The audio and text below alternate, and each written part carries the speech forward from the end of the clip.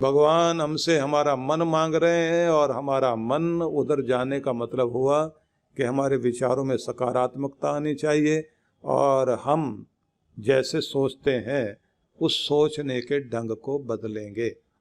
ठीक है, आप मेरे पॉइंट्स को पकड़ रहे हैं सभी लोग, आपको याद होता जा रहा है, क्योंकि मैं ऐसी कथा नहीं करना चाहता कि यहाँ से जाने के बाद आप कहें सुना बहुत अच्छा लगा लेकिन भूल गए कि सुना क्या था। आपको याद यहीं का यहीं होना चाहिए। एक तो वही पागल आग मत लगा देना, याद है? ठीक। दूसरी बात आपको ये भी याद रखना है कि आप सकारात्मक विचारों को बढ़ाएंगे जिससे आप अपनी ज़िंदगी में वो प्राप्त कर सकें जो आपका सपना है। आपने इस बात को भी पकड़ा कि अगर आप रोगी हैं या आप निर्धन हैं या आप पिछड़ गए हैं तो आप बार बार अपने को याद कराएंगे प्रार्थना के साथ कि मेरे प्रभु की कृपा मेरे साथ है, मेरा विश्वास कहता है निश्चित रूप से सफल होऊंगा। यहाँ तक हमने सुना, अब इससे आगे बढ़ते हैं। इतना पक्का कर लीजिए और इसे इसी स्टाइल में याद करिए जिस स्टाइल में मैंने कहा। अब अगली बात, कमजोर मन तब होता है जब वो मूडी बनता है। अपने आप को मूडी मत बनाओ, बात बात में मूड खराब हो जाना। अब तो मेरा मूड नहीं, अब तो मैं नहीं करने वाला, अब तो मुझे टोक दिया, अब तो मुझे रोक दिया, अब तो इसने बोल दिया, तुमने बोला क्यों? इतने ज्यादा नाजुक मिजाज मत बनिए, क्योंकि इसको बचपना कहा जाता है, इसको छोटापन कहा जाता है। और कुछ की आदत होती है उन्हें बार बार मनाना पड़ता है। उनके लिए भी एक पंक्ति याद कर लीजिए, वो जो आपने सुना है ना कि कोई एक आदमी तांगे में अपनी घोड़ी को जोड़कर लेकर जा रहा था और वो घोड़ी बार बार रुकती थी बीच में, तो तांगे का मालिक जो था वो नीचे उतरकर उसके सामने थोड़ी देर नाचता था, फिर आके तांगे में बैठता था। ऐसी कहानी आपने सुनी है ना? अब उस कहानी को याद कर लेना। थोड़ी दूर तक तांगा चले, उसके बाद वो घोड़ी फिर रुक जाए तो फिर वो बेचारा उतर कर जाए और फिर उसके आगे डांस करे और डांस करने के बाद फिर घोड़ी चलने लग जाए, फिर घोड़ी पर तांगे पर बैठे आकर। अब जो सवारियां बैठी हुई थी उन सब ने चिल्लाना शुरू कर दिया कि भाई ये क्या तमाशा है, तुमने कुछ नशा कर रखा है? बोले साहब आज गलती ये हो गई है कि मैंने जो है वो जो बारात की घोड़ी थी ना वो तांगे में जोड़ ली है। अब इसकी आदत ऐसी है, इसके आगे नाचना पड़ता तभी आगे चलती है। अब ये कहानी याद रखना, ठीक है? अब इसको जोड़ना अपने साथ। क्या आप ऐसे तो नहीं है कि आपको भी आगे चलने के लिए दूसरे से डांस कराना पड़ता है? पीछे पीछे माँ घूमती, नहीं बेटा खा लो, नहीं बेटा ये कर लो, नहीं बेटा देखो मैं ही हाथ जोड़ती हूँ। देखो मैं कहता हूँ कभी पिता मनाए, कभी माँ मनाए, कभी पत्नी मनाए, कभी और कोई मनाए, तो समझ लेना आप तांगे में जुड़े हुए वो घोड़ी बन गए हैं जो बारात की घोड़ी है। आपके सामने डांस करना पड़ता है, अड़ियल घोड़ी। ऐसे जो तुनक मिजाज लोग हुआ करते हैं, जिन्हें मनाना पड़े, जिन्हें समझाना पड़े और फिर उसके बाद जो मना के ठीक करे ना उसको, वो उसके विचार सुनना अकेले में। पता नहीं कहाँ से कैसा बच्चा आया, कैसा पति, कैसा बेटा, कैसी पत्नी, कैसा ये जो भी रिश्ता आपका, मैं उस सबको ना बोलकर बताना चाहता हूँ वो कैसे बोलते हैं जाके।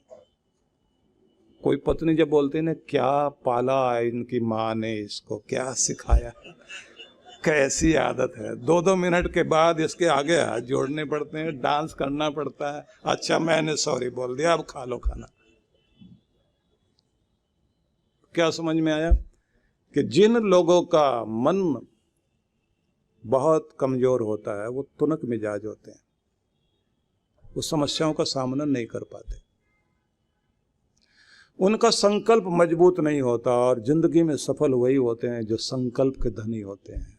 एक बार ठान लिया, न उनको मौसम बिगाड़ सकता, न परिस्थितियां उनको पीछे खींच सकती, न किसी की आलोचना, न किसी की निंदा, न किसी का दबाव, न कोई अभाव, न कोई प्रभाव। वो हर पल निरंतर अपनी आग को जलाए रखते हैं और आगे बढ़ते चले जाते हैं, और फिर दुनिया उन्हीं के गीत गाती है। तो इसे भी आपने, मैंने कहा ना, याद रखना बीच में कि कहीं हम ऐसे तो नहीं हैं। कुछ वे लोग होते हैं कि शुरुआत तो कर देते हैं काम की, लेकिन फिर कोई बाधा आ गई, रुकावट आ गई, तो बीच में काम छोड़ के बैठ जाते हैं। अफ्रीकन इतिहास में एक बड़ी अजीब घटना का वर्णन है, जिसको मैं सार में बता देता हूं, क्योंकि मैंने आपको बहुत कुछ बताना है। एक सोने की खदान किसी एक व्यक्ति को मिली थी, और उनके पूर्वजों का वो पूरा क्षेत्र जो है पूर्वजों का था, और एक नक्शा था उन लोगों के पास कि यहाँ बहुत सारा सोना है। और उस परिवार के अगली पीढ़ी के सदस्य ने बहुत खुदाई उदाई करवाई, लेकिन उसको कुछ प्राप्ति हुई नहीं, और आखिर में उसने उसको बेच दिया। और उसके बाद ये हुआ कि जिस व्यक्ति ने खरीदा, उसने बहुत सारे एक्सपर्ट लोग बुलाए, अच्छे मेहनती लोग बुलाए, और पूरा धीरज रखकर लगातार मेहनत की, और अनेक अड़चनें आई, पानी निकला, चट्टानें निकली, वहाँ की दीवारें ढह गई, कुछ अजीब अजीब घटनाएं भी घट गई, लेकिन उसने धीरज नहीं छोड़ा। और एक समय आया, क्योंकि जो कहानी है वो तो बड़ी लंबी और उसके बड़े उतार चढ़ाव हैं, लेकिन आखिर में ये हुआ कि उसको सच में वो सोने की खदान से सोना मिला। और उसके बाद पुराना मालिक और नया मालिक दोनों बैठे हुए। नया मालिक कहता, भाई साहब अगर आप थोड़ी कोशिश करते तो इस सब के मालिक आप होते। पुराने वाला कहता, तुम्हारी किस्मत में था, तुम्हें मिल गया, मेरी किस्मत में होता तो मैं भी मेहनत कर लेता। नए मालिक ने कहा कि नहीं भाई, किस्मत तो मेरी भी बहुत खराब चल रही थी, मैं भी ना जाने क्या क्या बेचकर, क्या कुछ इकट्ठा करके आखिरी दांव लगाने के लिए तैयार हुआ था, और मुझे लगता था एक कोशिश करके देख लेते हैं। लेकिन जिस समय आपका नक्शा देखा था और आपने ये बेचा था, उस समय मेरे मन में आया था कि मैं सोना जरूर प्राप्त करूंगा। ना मैंने धीरज छोड़ा, ना मैंने हिम्मत छोड़ी, मैं लगातार प्रयत्नशील रहा। मेरा मन तोड़ने वाले लोग बहुत सारे थे, जिन्होंने कहा कि पहले वाला मूर्ख नहीं था जिसने बेच दिया इसको, तुमने कहाँ अपने आप को खराब कर लिया। मेरे घर के लोग बोलने लगे थे, न मैंने धीरज छोड़ा, न अपनी हिम्मत छोड़ी, और आज वहां पहुंच गया जो मैं पाना चाहता था। उस व्यक्ति ने कहा कि मित्र, एक बात याद रखना, अपना भाग्य अपने हाथों से गढ़ना होता है, और वो तभी गढ़ा जाता है जब आप अपने धैर्य को बनाए रखें, अपने हौसले को बनाए रखें, अपने कर्म को कभी छोड़े नहीं। कोई पत्थर अगर टूटा करता है, अगर वो 20 चोट से टूटा है, तो 20वीं चोट मारते हुए जब टूट जाता है, तो उससे पहले की 19 चोटें लगी हुई दिखाई नहीं देती, लगता है कि सब बेकार गई। लेकिन वो जो 20वीं चोट से टूटता है, तो ये ध्यान रख लीजिए कि उससे पहले वाली चोटें ही काम कर रही थी, जिसके कारण वो 20वीं चोट मारने से टूटा है। इसलिए आपकी मेहनत दिखाई नहीं देती, रिजल्ट पर आकर दिखाई देती है, लेकिन आपकी मेहनत अपनी जगह काम कर रही होती है। प्रबल मन वाले लोग उस मेहनत को कर सकते हैं। तो मैं ये निवेदन करूंगा आप सभी से कि आपका मन कर्म योगी वाला मन होना चाहिए। जिंदगी के आखिरी लम्हे तक भी आप कर्मशील रहेंगे। और शरीर साथ देना दे, लेकिन आपका मन जरूर साथ देना चाहिए, आपकी हिम्मत जरूर साथ देनी चाहिए, आपका मन कमजोर ना पड़े।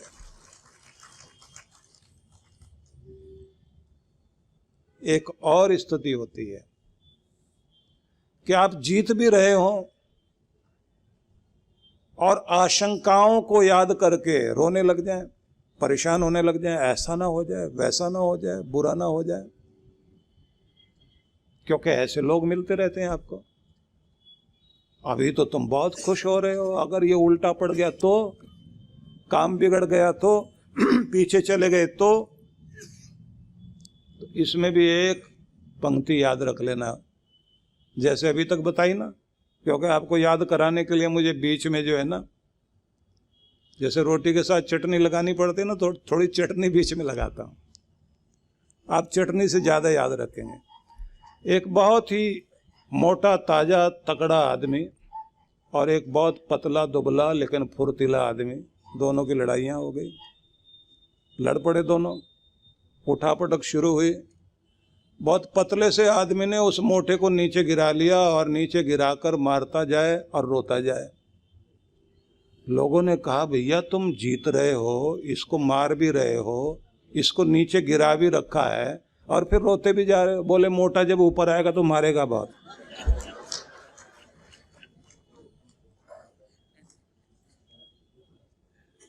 बस इसको याद रख लीजिए कि जीतते हुए भी आपका ध्यान हार पर लगा हुआ कि ये मारेगा बहुत, कहीं बुरा ना हो जाए, कहीं ऐसा ना हो जाए। महिलाएं बच्चों को ज्यादा हंसता बोलता देखती हैं, उस समय बोल देती हैं, ज्यादा मत खिलखिलाना, नहीं तो बाद में रोना पड़ता है। तो हम उनको क्या सिखा रहे हैं कि हंसना भूल जाओ, वो रोना पड़ जाएगा। ये वही चीज है, कुछ बुरा ना हो जाए। ये सब वो चीजें हैं कि जो हम सबको कमजोर करती हैं। आपका मन जितना सबल होगा, इसलिए अपने यहाँ एक शिव संकल्प का बहुत सुंदर वेदों का सूक्त है, उसे आपको नियम तो है कि रात्रि को सोने से पहले पढ़ना चाहिए। यज्जाग्रतो दूरमुदयति दैवम तद सुप्तस्य तथैवेति दूरंगमम ज्योतिषाम ज्योतिरेकम तन्मे मनः शिव संकल्पमस्तु।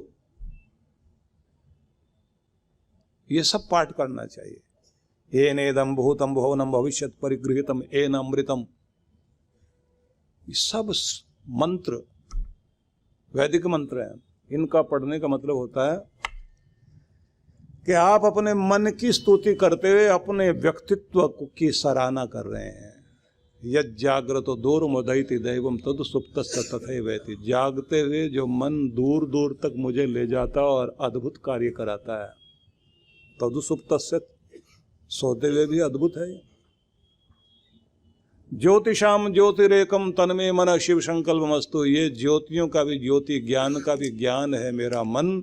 मेरा ये मन शुभ संकल्प वाला हो जाए, ऊंचे संकल्प वाला बन जाए, जिससे मेरा कल्याण हो जाए। ये प्रार्थना करनी चाहिए। मेरे मन में उठने वाले विचार ऊंचे विचार हों, सकारात्मक विचार हों। तो कृष्ण भगवान कह रहे हैं, अपने मन को मुझे अर्पित करो। और कैसा मन?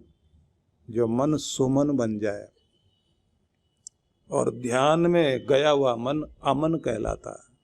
नो माइंड वाली स्थिति, नो थॉट्स, थॉट्स है ही नहीं, उस स्थिति में आपका ध्यान घटता है।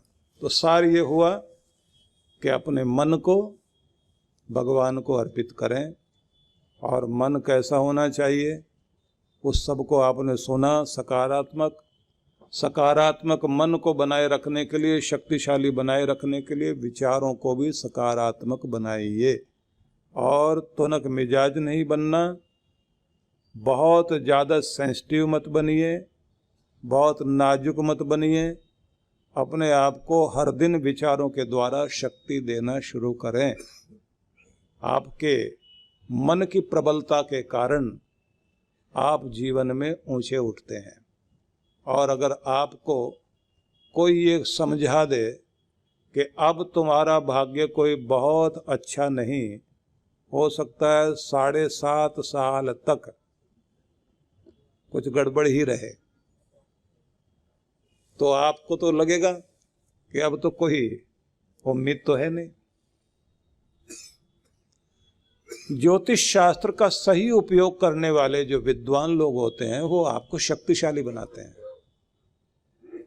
और जो डराते हैं वो गड़बड़ करते हैं।